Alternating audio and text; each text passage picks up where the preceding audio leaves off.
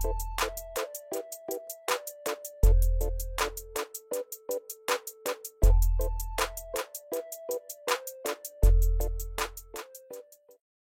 students, I welcome you all to our day 8 spoken English video specially for government school students. This is actually a reinforcement video. அப்படின்னா என்ன sir அப்படின்னு கேக்குறீங்களா? கடந்த 3 வீடியோக்கள்ல நம்ம என்ன கத்துக்கிட்டோமோ அதை சரியா கத்துக்கிட்டோமா நமக்கு தெரியுதா அப்படின்னு நம்மள நாமே செக் பண்ணி நம்மள நாமே வலுவூட்டிக் கொள்கின்ற ஒரு வீடியோ தான் இது.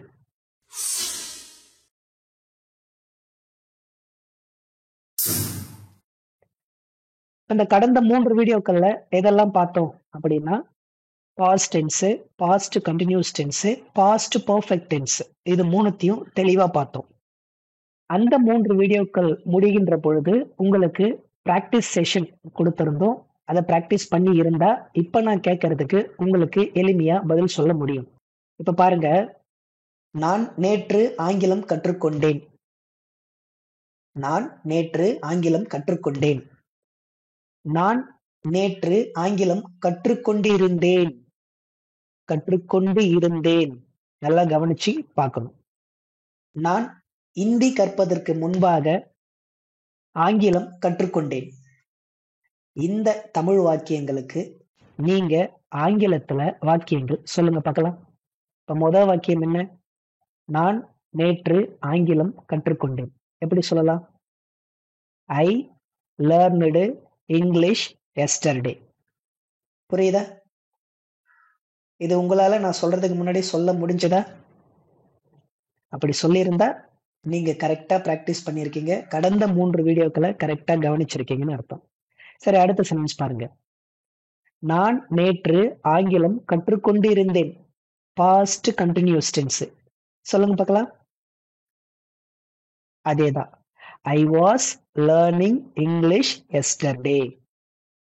புரியுதுங்களா? நான் தமிழ் கற்பதற்கு முன்பாக ஆங்கிலம் கற்றுக்கொண்டேன். Past perfect tense. சொல்லும் போதே சொன்னோம், 2 கடந்த கால நிகழ்வுகளை நாம சொல்லணும்னு சொல்லிட்டு. நீங்க சிம்பிளா ஒரு நிகழ்வு கூட சொல்லலாம். ஆனா அதிகமா பயன்படுத்தும் பொழுது இப்படிதான் சொல்லணும். எப்படி சொல்லலாம் இத? நான் தமிழ் கற்பதற்கு முன்பாகவே ஆங்கிலம் கற்றுக்கொண்டேன். I had learned English before I learned Tamil. புரியுதுங்களா? ஓகே. கொஞ்சம் கான்செப்ட மைண்டுக்கு கொண்டு வர்றதுல சிரமம் இருக்கும். ஆனா டைம் எடுத்தா நீங்க சொல்லிடுவீங்கன்னு எனக்கு தெரியும். சரி, வாங்க இன்னைக்கு பிராக்டிஸ் செஷனுக்குள்ள போயிடலாம்.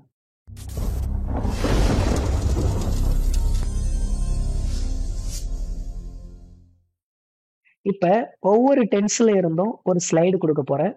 அதுல ஒண்ணு மட்டும் நான் மாத்தி சொல்ல போறேன். மீதி எல்லாம் நீங்க சொல்ல போறீங்க, பேச போறீங்க, எழுத போறீங்க. ஃபர்ஸ்ட் ஸ்லைடு பாருங்க. இது எல்லாம் எங்க இருந்து கேட்டிருக்குன்னு உங்களுக்கு தெரியுதா? அதேதான், பாஸ்ட் டென்ஸ். அதான் ஃபர்ஸ்ட் சென்டென்ஸ் பாருங்க. ஐ லேர்ன்டு இங்கிலீஷ். இருக்கா? நான் ஆங்கிலம் கற்றுக்கொண்டேன்.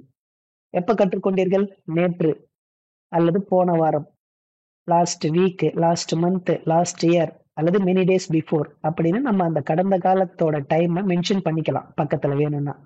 சரி, இப்ப ஐ லேர்ன்டு இங்கிலீஷ் நெகட்டிவா சொல்லலாமா? குட். டிட் வெளியே எடுக்கணும் இல்லையா? I did not learn English. கொஸ்டினா மாத்தனா அதேதான். Did I learn English? நான் ஆங்கிலம் கற்றுக்கொண்டேனா? ஓகே. கற்று இருந்தா என்னன்னு சொல்லணும்? Yes I learned English. இல்லைன்னா no I did not learn English.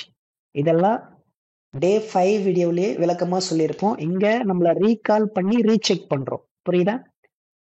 இப்ப ஸ்கிரீன்ல இருக்கிற மீதி சென்டென்சஸ்க்கு இதே போல பிராக்டிஸ் பண்ணுங்க. இந்த பிராக்டிஸ் பண்றது ரொம்ப ரொம்ப முக்கியம்.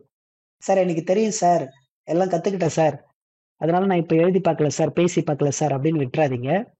ஏன்னா எவ்வளோ பிராக்டிஸ் பண்றோமோ அவ்வளோ ஃப்ளூயன்ட் வரும், அவ்வளோ ஸ்பீடா பேச வரும், அவ்வளோ இன்ஸ்டன்டா திங்க் பண்ணி கன்வெர்ட் பண்ணி இங்கிலீஷ்ல சொல்ல வரும். அப்ப பிராக்டிஸ் பண்றது ரொம்ப ரொம்ப முக்கியம். உங்களுக்கு தெரிஞ்சாலும் கூட இதை மறுபடியும் பிராக்டிஸ் பண்ணுங்க. வாங்க அடுத்த ஸ்லைடுக்கு போலாம். இப்ப இந்த ஸ்லைடு பாருங்க. இது என்ன tense?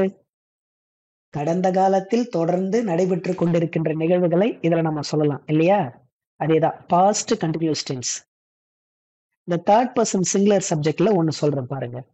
She was eating biryani last week. கடந்த வாரம் அவள் பிரியாணி சாப்பிட்டு கொண்டிருந்தாள். சரியா? நெகட்டிவா எப்படி மாத்தலாம்? அவ்வளவுதான், simple. She was not eating biryani last week. கொஸ்டினா மாத்தனா was she eating biryani last week? கடந்த வாரம் அவள் பிரியாணி சாப்பிட்டு கொண்டிருந்தாளா? புரியுதா? பதில் சொன்னா எப்படி சொல்லலாம்? சொல்லுங்க பார்க்கலாம் ரெண்டு பதில. அதேதான். Yes, she was eating biryani last week. No, she was not eating biryani last week. Super. மீதி இருக்கிற சென்டென்சஸ்க்கு நீங்க பிராக்டிஸ் பண்ணுங்க. இப்போ வாங்க ஃபைனல் ஸ்லைடுக்கு போயிடலாம். Past perfect tense.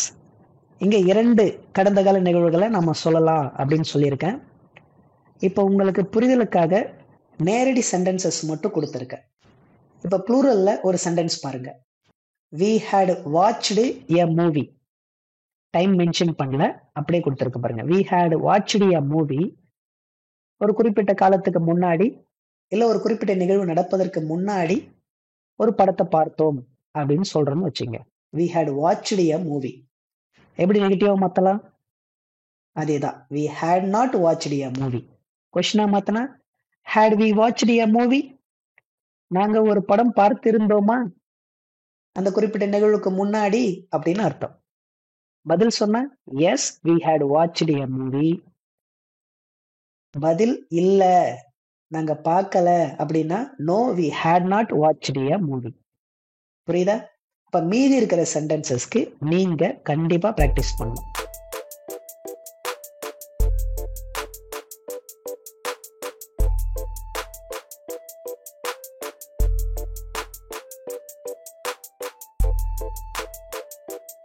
அவ்வளவுதான் மாணவர்களே. டே 4 வீடியோவும் பிராக்டிஸ் செஷன் தான். கன்சாலிடேட் பிராக்டிஸ் செஷன் வீடியோ தான். டே 8 வீடியோவும் கன்சாலிடேட் பிராக்டிஸ் செஷன் வீடியோ தான். நம்ம பார்க்கிற கற்றுக்கொள்கின்ற விஷயங்கள் நம்ம எந்த அளவுக்கு மைண்ட்ல இருக்கு, நமக்கு உண்மையிலேயே அது தெரியுதா அப்படின்னு நம்மள நாமையே செல்ஃப் எவாலுவேஷன் பண்ணிக்கிறதுக்காக தான் இந்த வீடியோ. இப்ப மீதி இருக்கிற சென்டென்சஸ்க்கெல்லாம் நீங்களே கரெக்டா பண்ணிடுங்க. சப்ஜெக்ட் வர்ப அக்ரிமெண்ட்டை தெளிவா மைண்ட்ல வச்சு பிராக்டிஸ் பண்ணுங்க. சரிங்களா? சரி, இப்ப நான் தமிழ்ல ஒரு 3 வாக்கியங்கள் சொல்றேன்.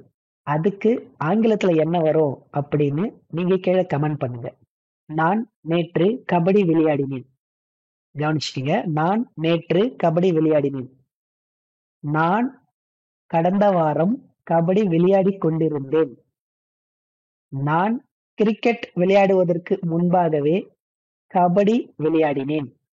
இந்த 3 வாக்கியத்துக்கும் ஆங்கிலத்துல என்ன வாக்கியம் நீங்க சொல்வீங்க அப்படின்றத கமெண்ட் பண்ணுங்க.